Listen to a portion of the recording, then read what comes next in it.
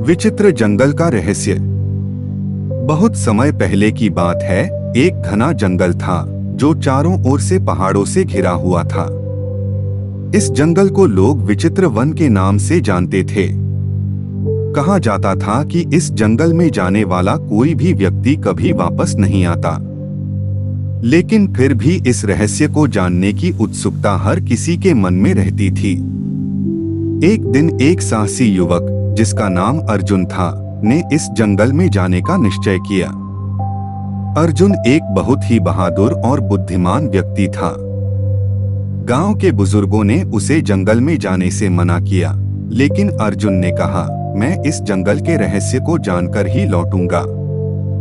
जंगल में प्रवेश करते ही अर्जुन को लगा कि वह किसी और ही दुनिया में आ गया है।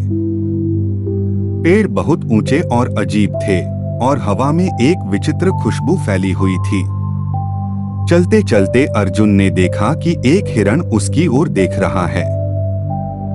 हिरण के आंखों में एक अजीब सी चमक थी, जैसे वह कुछ कहना चाहता हो।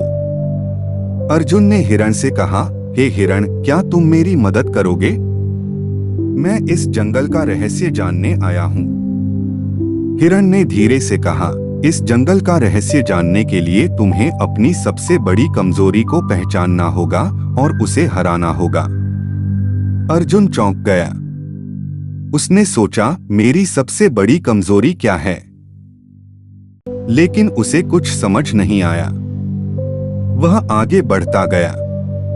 चलते चलते वह एक झील के किनारे पहुंचा।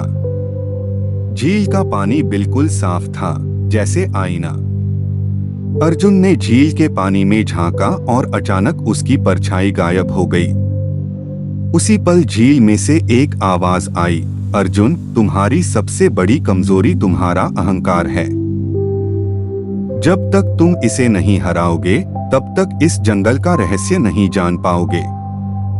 अर्जुन ने गहरी सांस ली।